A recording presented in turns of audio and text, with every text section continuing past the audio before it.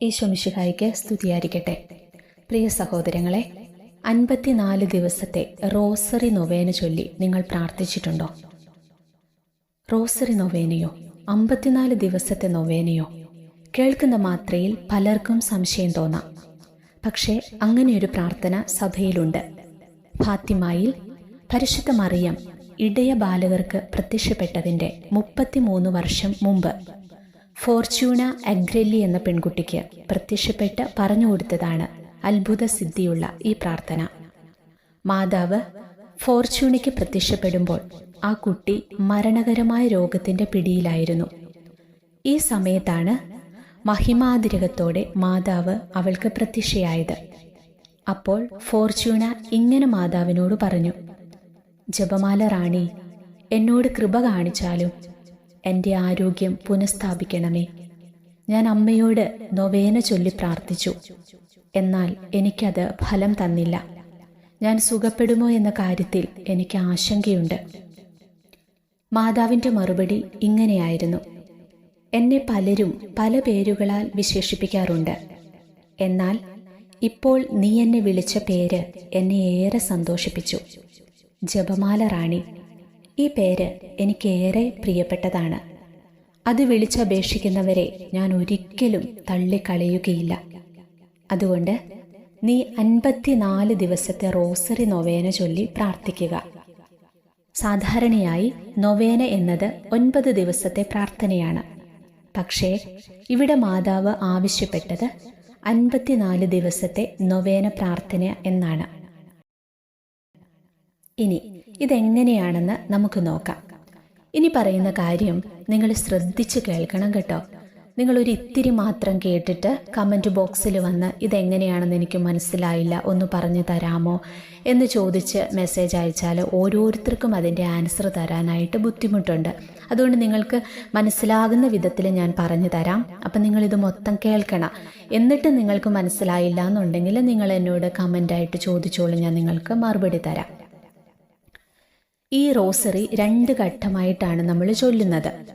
ജപമാലയുടെ ഓരോ രഹസ്യവും, അതായത് സന്തോഷം, ദുഃഖം, മഹിമ, ഒരു പ്രത്യേക കാര്യം സാധിച്ചു കിട്ടുക എന്ന ലക്ഷ്യത്തോടെ 27 ദിവസം മാറി മാറി ചൊല്ലുക. 27 ദിവസം കഴിഞ്ഞു കഴിയുമ്പോൾ അടുത്ത 27 ദിവസത്തേക്ക് ഇതുപോലെ തന്നെ ജപമാല രഹസ്യങ്ങൾ ചൊല്ലി പ്രാർത്ഥിക്കുക. എന്നാൽ ഇത്തവണ ചൊല്ലേണ്ടത് കൃതജ്ഞതാ പ്രകാശനമായിട്ടായിരിക്കണം. ആദ്യത്തെ 27 ദിവസം നമ്മൾ നമ്മുടെ ഒരു ഉദ്ദിഷ്ട കാര്യം സാധിക്കുന്നതിന് വേണ്ടിയിട്ടും, പിന്നീടുള്ള 27 ദിവസം ചൊല്ലേണ്ടത് കൃതജ്ഞതാ പ്രകാശനമായിട്ടുമായിരിക്കണം. അങ്ങനെ 27 + 27 ആകെ 54 ദിവസം.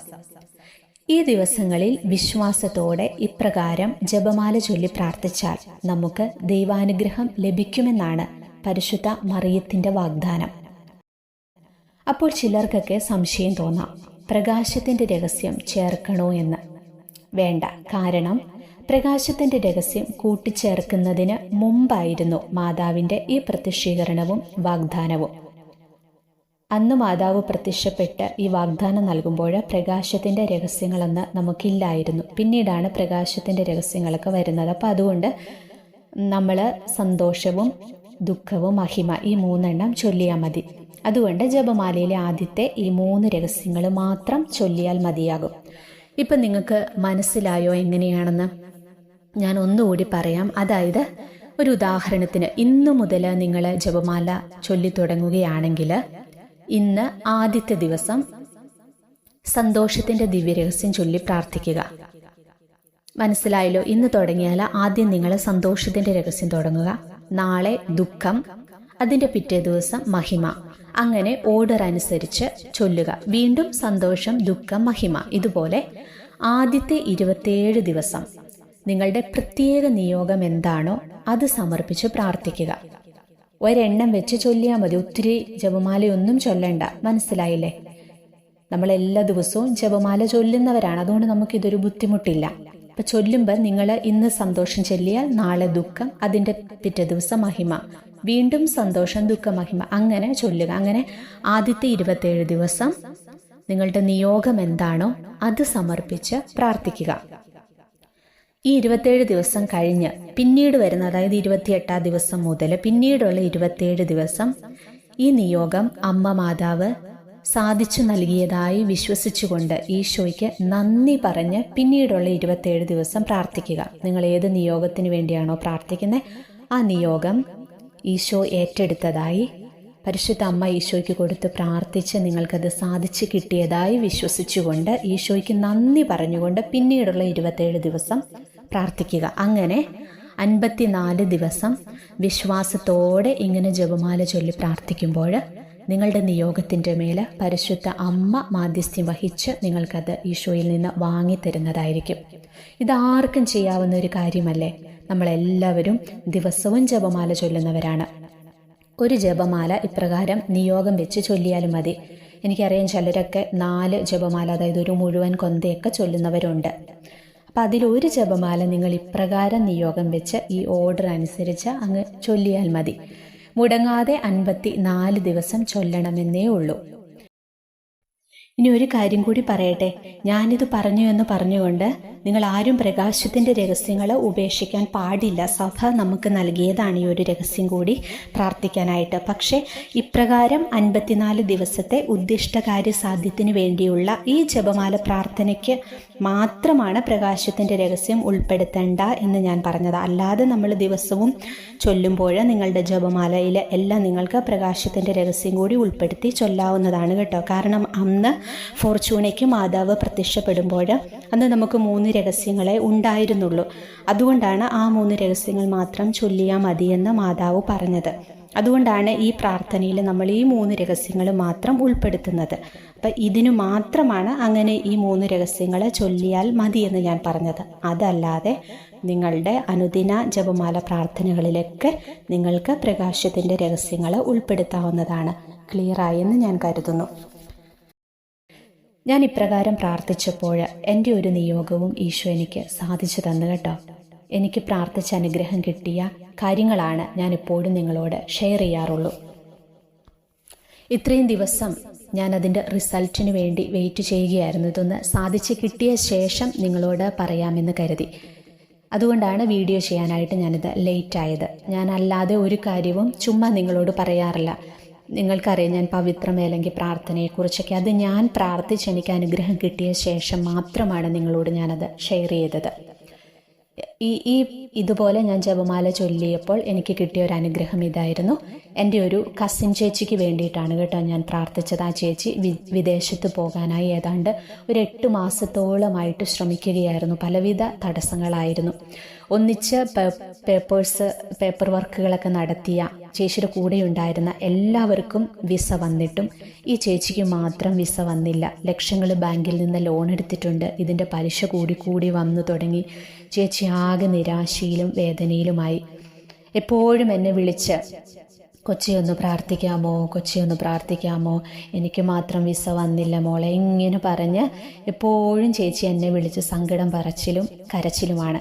ചേച്ചിയുടെ അവസ്ഥ അറിയാവുന്നത് കൊണ്ട് തന്നെ ഞാൻ എപ്പോഴും എല്ലാത്തിനും ആശ്രയിക്കുന്നത് നമ്മുടെ പരിശുദ്ധ അമ്മയെയും വിശുദ്ധ ഔസേപ്പിതാവിനെയുമാണ്. അങ്ങനെ ചേച്ചിക്ക് വേണ്ടി ഇപ്രകാരം ജപമാല ചൊല്ലി പ്രാർത്ഥിക്കാനായിട്ട് ഞാൻ തുടങ്ങി. ആദ്യത്തെ 27 ദിവസം കഴിഞ്ഞു.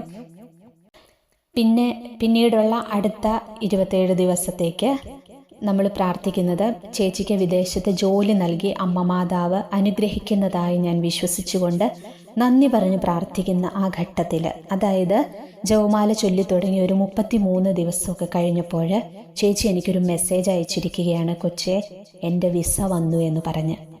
നോക്കിക്കേ, ഞാൻ ആദ്യത്തെ 27 ദിവസവും ചേച്ചിക്ക് വിസ വരുന്നതിന് വേണ്ടി, വിദേശത്ത് പോകാൻ വേണ്ടി ഉള്ള തടസ്സങ്ങൾ മാറാൻ വേണ്ടി നിയോഗം വെച്ച് പ്രാർത്ഥിച്ചു.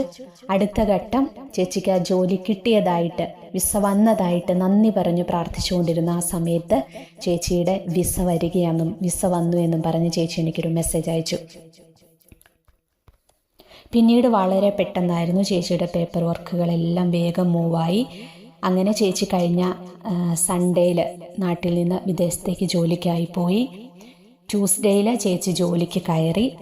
ചേച്ചി ജോലിക്ക് കയറിയ ശേഷം ഞാൻ അതിനുവേണ്ടി വെയിറ്റ് ചെയ്യുകയായിരുന്നു. അപ്പോൾ ഇന്നിപ്പോൾ ചേച്ചി ജോലിക്ക് കയറിയിട്ട് 2 ദിവസമായി. സന്തോഷത്തോടെ ഇരിക്കുന്നു. അപ്പം ഞാൻ വിചാരിച്ചു ജോലിക്ക് കയറിയ ശേഷം ഇപ്രകാരം ഒരു വീഡിയോ ചെയ്യാമെന്നോർത്തു. അതാണ് ഞാൻ വീഡിയോ ചെയ്യാനായിട്ട് ലേറ്റായത്. വിശ്വാസത്തോടെ നമ്മൾ സമർപ്പിച്ച് പ്രാർത്ഥിക്കുന്ന ഏത് കാര്യവും നമ്മുടെ നന്മയ്ക്കാണെങ്കിൽ ഈശോ അത് സാധിച്ചു തരും. വേണ്ടത് പ്രാർത്ഥിക്കുമ്പോൾ നമുക്ക് വിശ്വാസം വേണം. എനിക്കിത് നടക്കുമോ, നടക്കില്ലയോ, നടന്നു കിട്ടുമോ, ഇങ്ങനെയുള്ള ചിന്തകൾ പാടില്ല. ഈശോ നമുക്ക് സാധിച്ചു തരും. ഈശോ നമ്മുടെ പ്രാർത്ഥനകൾ കേൾക്കുന്നുണ്ട്. ആ ഒരു വിശ്വാസത്തോടുകൂടെ വേണം നമ്മൾ പ്രാർത്ഥിക്കാനായിട്ട്.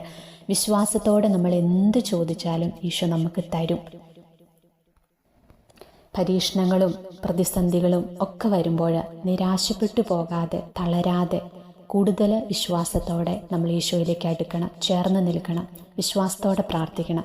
എപ്പോഴും നമ്മൾ നമ്മുടെ സങ്കടങ്ങളിലേക്ക് തന്നെ നോക്കുമ്പോഴാണ് നമുക്ക് നമ്മുടെ വിഷമങ്ങൾ ഒത്തിരി വലുതായിട്ട് തോന്നുന്നത്. മറ്റുള്ളവർക്ക് വേണ്ടി കൂടി പ്രാർത്ഥിക്കാനുള്ള ഒരു വിശാലത, മനസ്സിൻ്റെ ഒരു വിശാലത നമുക്കുണ്ടാകണം. മറ്റുള്ളവർക്ക് വേണ്ടി പ്രാർത്ഥിക്കുമ്പോൾ ഈശോ നമ്മളെയും അനുഗ്രഹിക്കും. നമ്മളോട് ചേർന്ന് നിൽക്കുന്ന നമ്മുടെ പ്രിയപ്പെട്ടവർക്കൊക്കെ വേണ്ടി നമ്മൾ പ്രാർത്ഥിക്കുമ്പോൾ നമ്മൾ പോലും അറിയാതെ നമ്മുടെ ജീവിതത്തിലേക്ക് ഈശോ ഒത്തിരി അനുഗ്രഹങ്ങൾ കൊണ്ടുവന്ന് തരും. ഈശോയെ, ഇപ്പോൾ എന്നെ കേട്ടുകൊണ്ടിരിക്കുന്ന എല്ലാ മക്കളെയും സമർപ്പിച്ച് പ്രാർത്ഥിക്കുന്നു. ഇന്നു മുതൽ ഇങ്ങനെയൊരു ജപമാല ചൊല്ലി പ്രാർത്ഥിക്കുവാൻ ഇപ്പോൾ തന്നെ മനസ്സിൽ തീരുമാനമെടുത്തിരിക്കുന്ന മക്കളുണ്ട് കർത്താവെ. അവരെല്ലാം സമർപ്പിക്കുന്നു.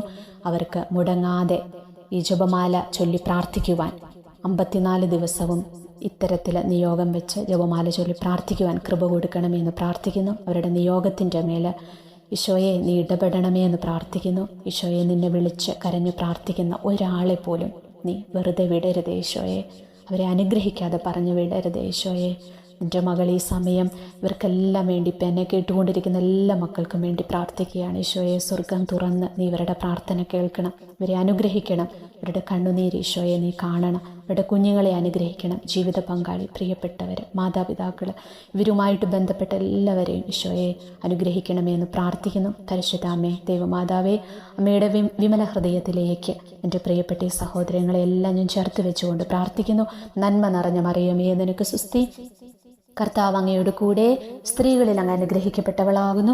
അങ്ങയുടെ ഉദരത്തിൻ ഫലമായി ഈശോ അനുഗ്രഹിക്കപ്പെട്ടവനാകുന്നു. പരിശുദ്ധ മറിയമേ, തമ്പുരാൻ്റെ അമ്മേ, പാപികളായ ഞങ്ങൾക്ക് വേണ്ടി ഇപ്പോഴും ഞങ്ങളുടെ മരണസമയത്തും തമ്പുരാനോട് അപേക്ഷിച്ചു കൊള്ളണമേ. ആമേൻ.